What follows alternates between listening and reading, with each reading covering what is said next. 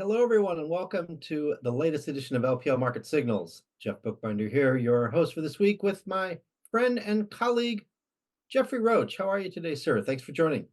Hey, doing well. Joining you from our corporate office here at LPL instead of the home office. So I like to mix it up.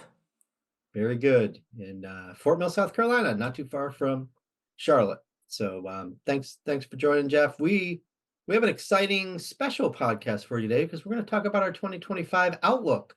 The publication was just released. You can find it on lpl.com. And we're going to hit on the economic and stock market pieces of that publication, but certainly there is much more. We'll also quickly just squeeze in our normal stock market recap and week ahead look, but mostly it's going to be about next year's outlook. So excited to bring this to you.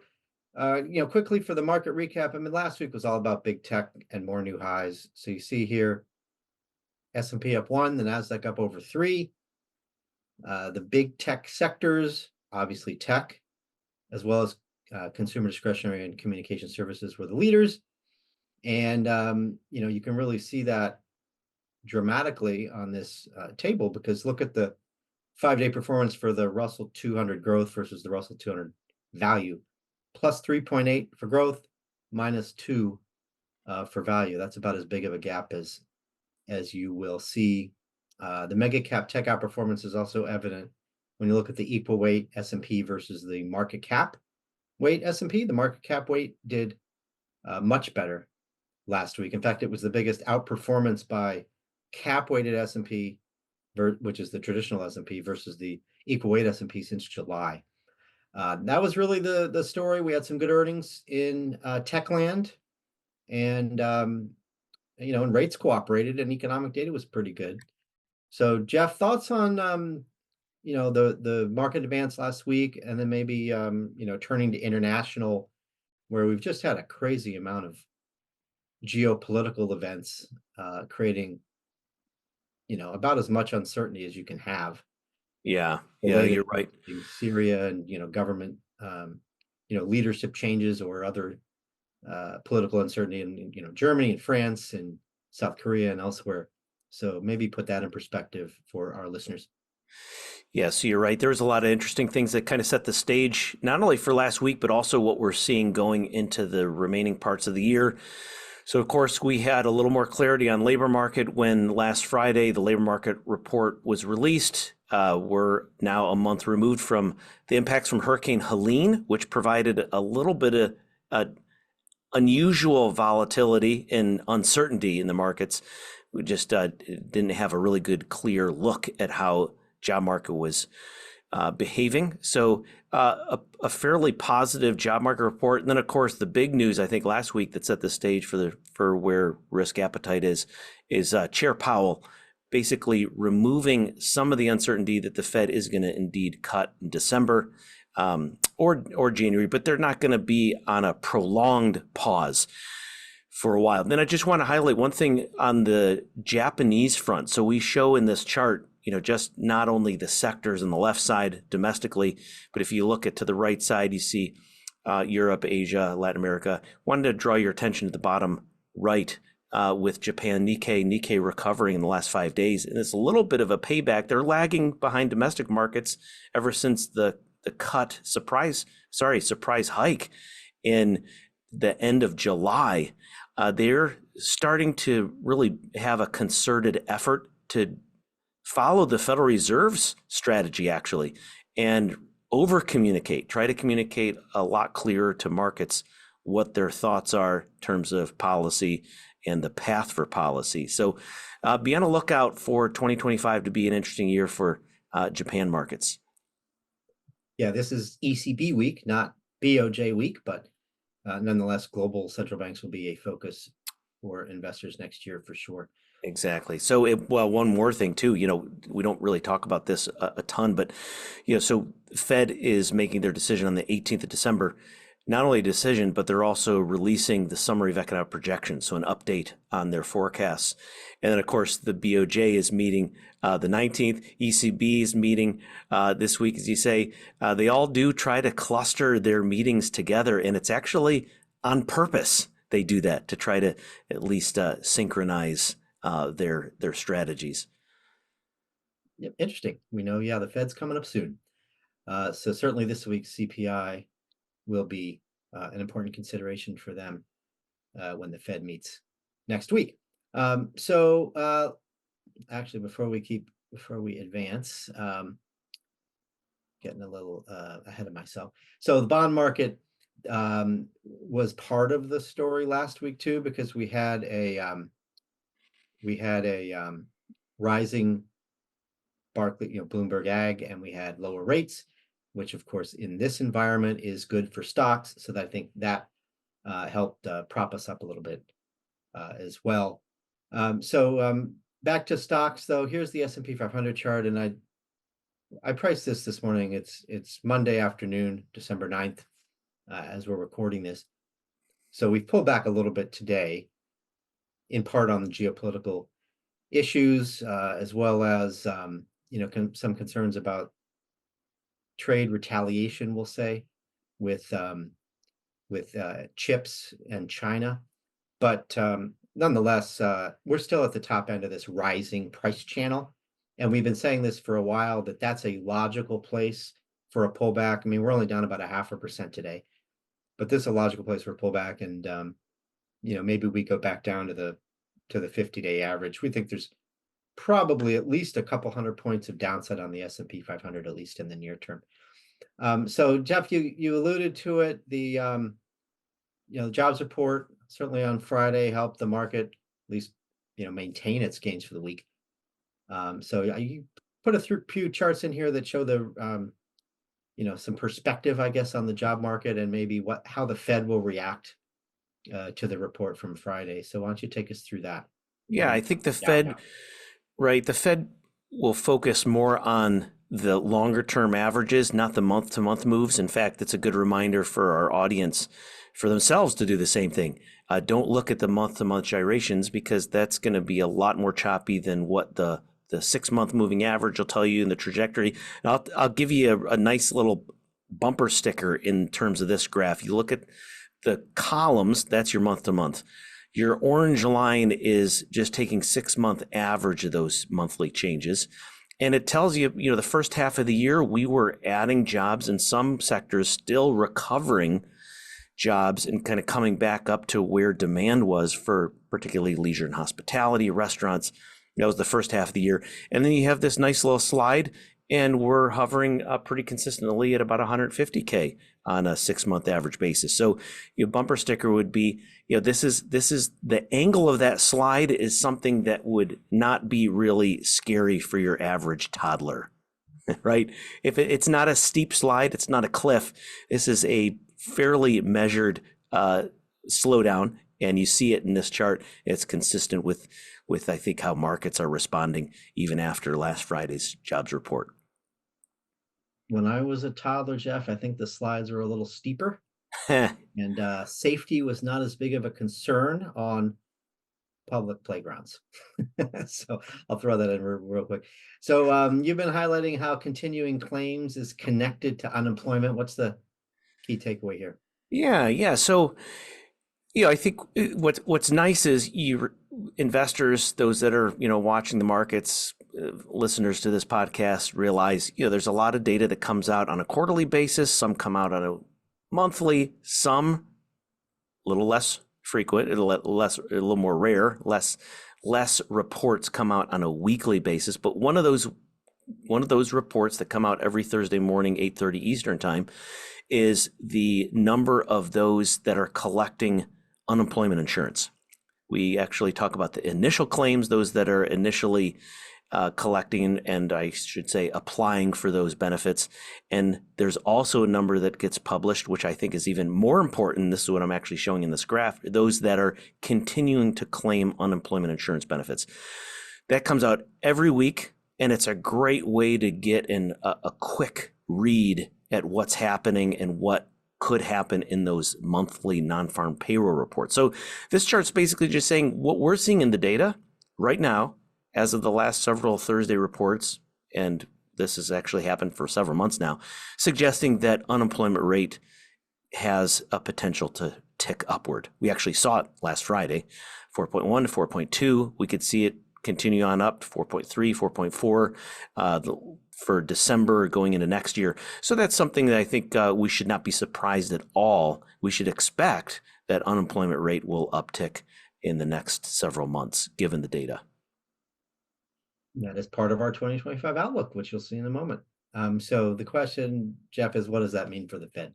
That's right. So if we know that there's upside risk with unemployment rate, we're not talking about, a dramatic slowdown in hirings, as I alluded to on that angle of that slide. If you're sliding down from the first half to the second half of 2024. But we can also make a pretty strong argument with the data that the Fed can indeed cut. They can narrow that gap between the light blue line, which is the Fed funds rate upper bound, and then the actual inflation rate, which is the darker blue line. They can keep cutting, narrow that gap, and still remain restrictive. That's been the big argument. Why do we need a Fed cutting if you still have inflation challenges? Well, the Fed can cut, remain restrictive, but not as restrictive as the labor market cools, unemployment rises, and we see a little bit of loosening in the labor market. So expect the Fed to cut. We don't think that they're going to be on an extended pause. That's the key takeaway here. Very good. So let's get to the good stuff, Jeff. That was good stuff too, but this is the really good stuff. Again, 2025 outlook is out on LPL.com. We're just going to give you a couple of sections of it, but I think two of the more important sections. Sorry, Lawrence Gillum, fixed income strategist, but economy, stock markets, unbiased, most interesting. So Jeff, why don't you take it away and tell all of our listeners and viewers what to expect out of the economy in 2025? Well, what we did, Jeff, is we were writing the outlook. We did start writing it before the election. We were thankfully able to tweak some things after the election, but instead of focusing on all the unknowns in a new Trump 2.0, what might happen, tariffs, what might happen here and there. There's a lot of uncertainty, but I think there are some things that we do know with a little more certainty. And so we focused on that with our publication from the Outlook. And here are a couple key points here on the slowdown, but not catastrophic slowdown. That's hence the not recession. And then we add a little bit of interesting color for the corporate side. We talk about consumer spending a ton. That's okay, because that's a big part of how the economy is tracked by what consumers are doing at the stores. But it's also very important to think about what businesses are doing.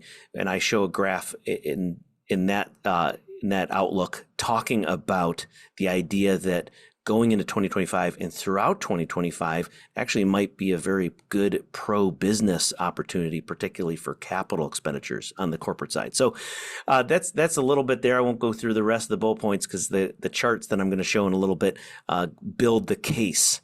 And really part of this is really just teasing our audience to go ahead and read the full outlook, because then you get the whole thing, soup to nuts on that. All right, so sections, because it is long.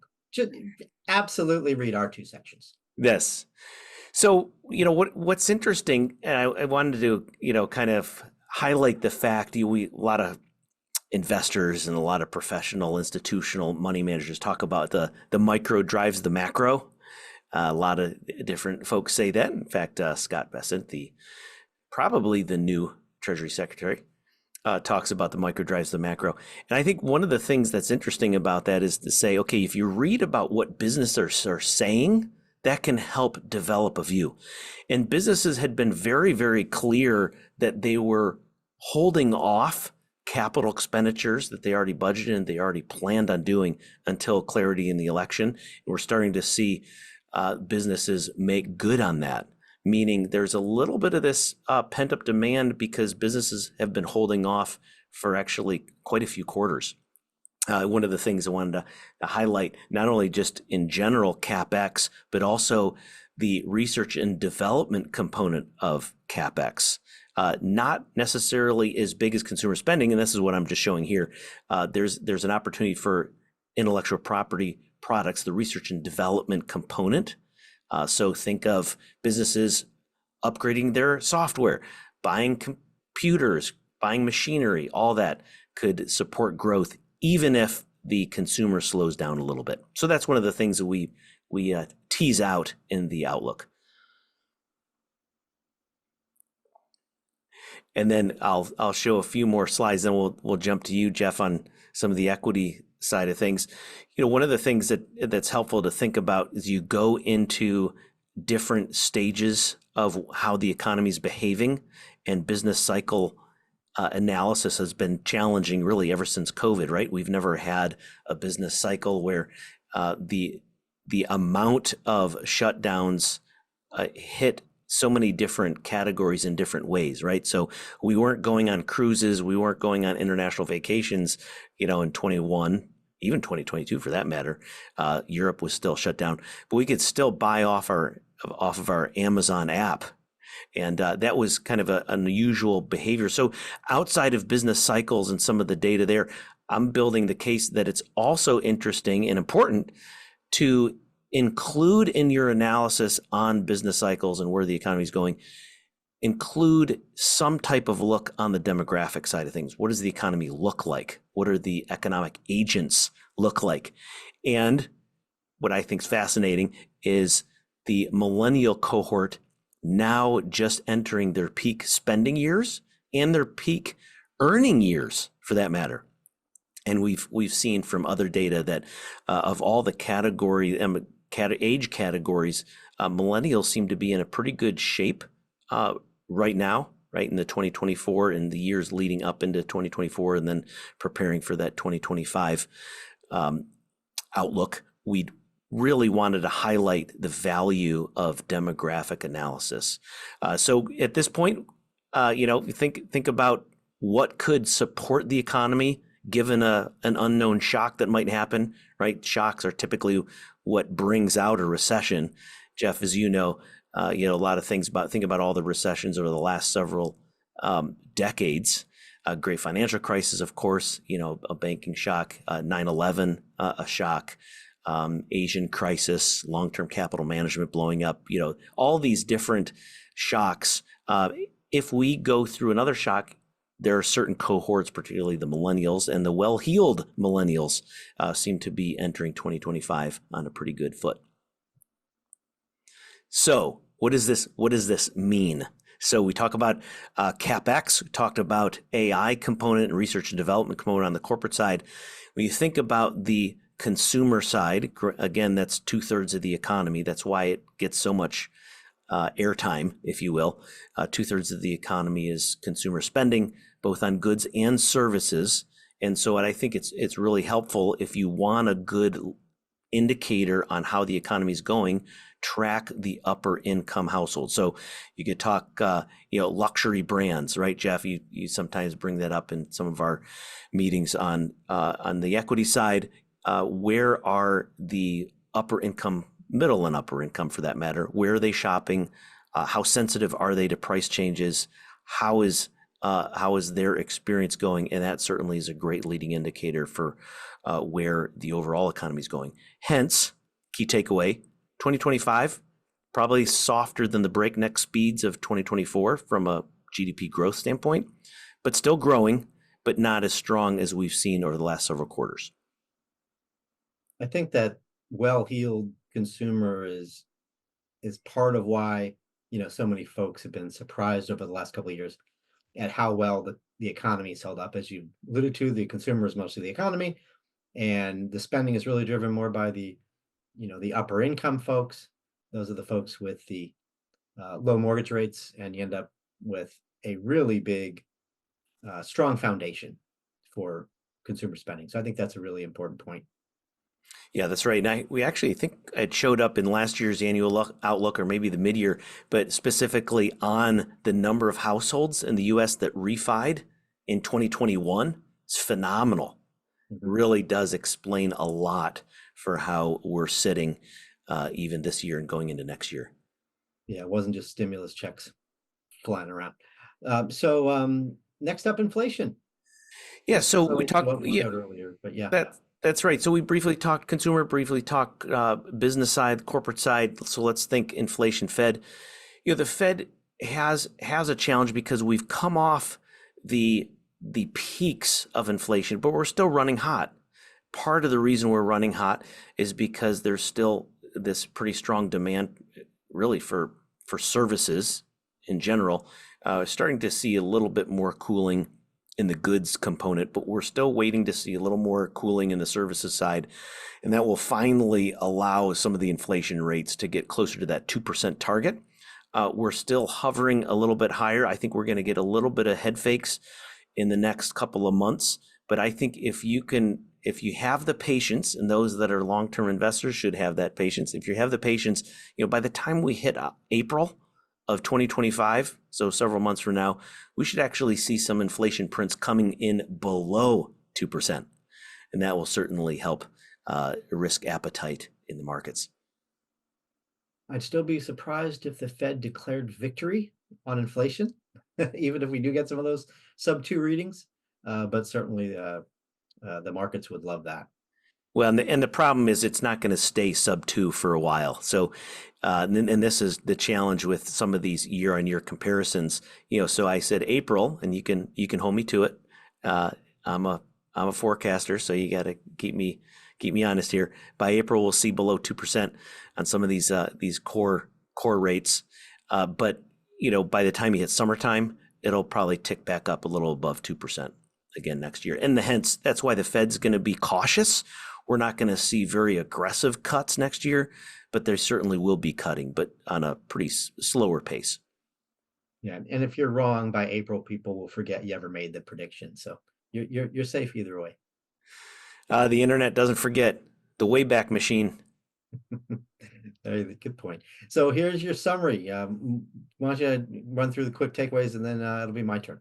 Right. So yeah, the slowdown in growth, we've been doing a really above trend.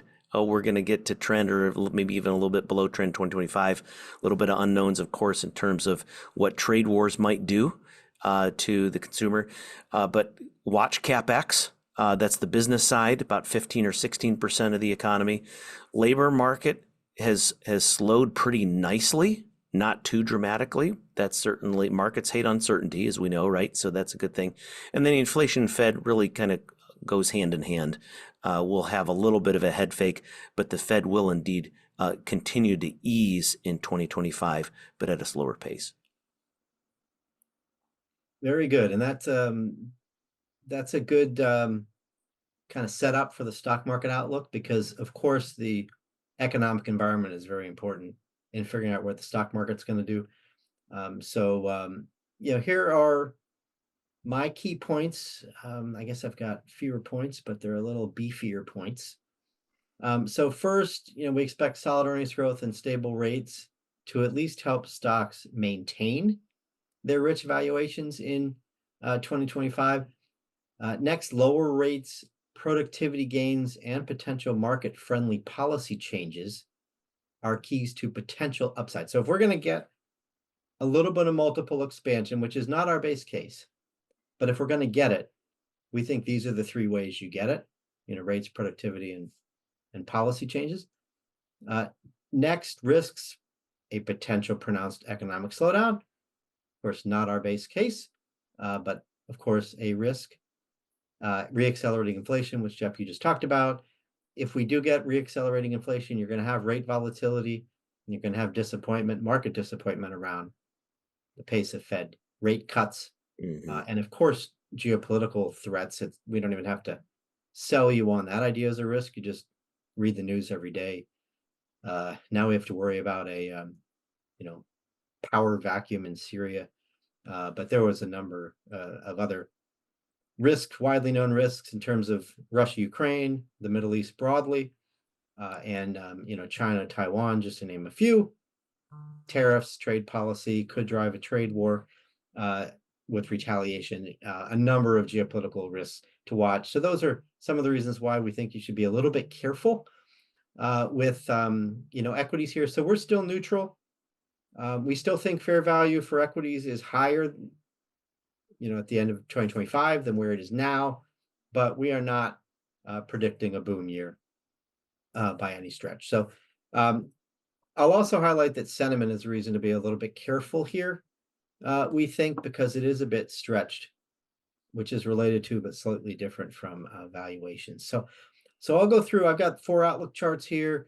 I'll go through them really quickly, and then we'll get to the week ahead. So first is this is just the history of bull markets by year, and you can see here year 3, which we just entered in October. Historically, performance is a little bit more mixed. Now, if you take out the recessions, you tend to get double-digit return years. So could we be up 10%? Sure, but our forecast implies something more like mid to high single digits, which is fairly consistent with a third-year bull market that is not accompanied by a recession. The X's in the year 3 column are just years that are bull markets that didn't make it through year 3. For the ones that did, you see the average return. This is price return is 5.2%. Add the dividend on top of that. That wouldn't be bad. So our forecast, our year-end price target is, or fair value target is 63.25. We put a range around that. So that's kind of consistent with the sort of mid to slightly above mid single digit total return. So next, we look at cycles when we do these forecasts, whether it's an economic cycle, a presidential cycle, a monetary policy cycle. So here's the Fed rate cutting cycle, essentially. If you just look at how stocks have done after the Fed starts to cut rates, you see it's kind of up and down. But what's important to keep in mind is that the downs are recession years, right? So 81, 01, and 07 were certainly, the Fed cutting to prevent recession or limit the downside where a recession was already developing. If you take those out, the average gain about 10% X recessions when the Fed is cutting rates. So that is a path to a pretty good 2025. Maybe not what we had this year, up almost 30 right now, but path to a good 2025 for stocks if you have the Fed cutting and no recession. The when you look at what's led in 2024, of course, it's big tech. Big tech might lead in the first half of 2025, but we think the sledding is going to get tougher, and here's why. The orange bar is the Mag 7 earnings growth, and the blue bar is the earnings growth for the broad market, including all, the S&P, including all 500 names. And this gap is narrowing quite a bit. So we think while we're suggesting a slight lean toward growth stocks right now and into 2025, at some point we think this is going to reverse and you're going to start to see better performance from value because the market's going to see less of an earnings growth advantage from owning big tech in the Mag 7. So this is not a bearish call by any stretch. This is just part of this broadening out theme that a lot of folks are talking about. Next, again, another reason to be a little bit cautious is sentiment. So this is a survey from the Conference Board surveys consumers and asks them, do you think the stock market's going to go up in the next year or down? The percentage saying up is the highest it's ever been. And this survey goes back to the late 80s. Now, the caveat here is that this is a pretty small survey.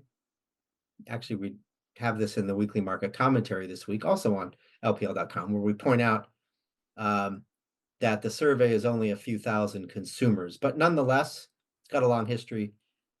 Makes a point that sentiment is a bit stretched, and it's going to be hard for the market to find a whole bunch of new bulls to initiate buys and push this market higher. So valuation's high, sentiment stretched. We think we're ripe for a pullback.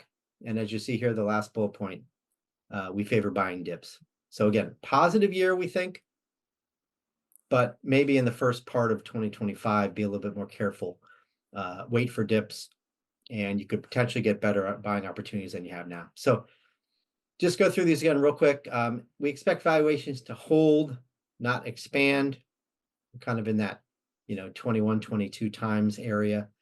going to be really hard to go much more than that. So it's really about earnings to drive us higher if we're going to have, something better than mid-single digits for next year. Next, if we are going to get upside, it's going to be about rates, productivity, and policy. And then in terms of risk, in addition to valuations and stretch sentiment, we think, could potentially get more pronounced economic weakness, potentially a reacceleration in inflation, and then geopolitical threats. Not our base case to have a pronounced slowdown or recession.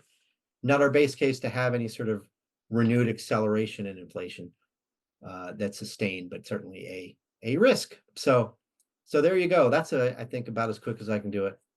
There are some of our high-level thoughts on 2025 for stock. So let's get back to you, Jeff, on the week ahead. And I think inflation is probably the number one focus for investors this week. But certainly we're going to continue to watch the geopolitical developments. And certainly we're going to watch the ECB. Yeah, that's right. So in addition to the inflation numbers on the 11th, you'll see the Thursday morning continuing claims numbers. So that'll be worth watching. But one key takeaway here is I gave you a little bit of hint earlier in the podcast talking about a little bit of the head fakes that we got to be careful about with comparing annual rates over time. The right way, I think a helpful way, is to look at those month-to-month numbers. So we're showing that MOM month over month. If you see a 0.2%, that's a healthy clip. 0.3% month-on-month changes, that's typically a little bit more hotter than what markets and fixed income investors will want to see, Fed policymakers will want to see. So that's really the key point. You can keep on watching those monthly stats.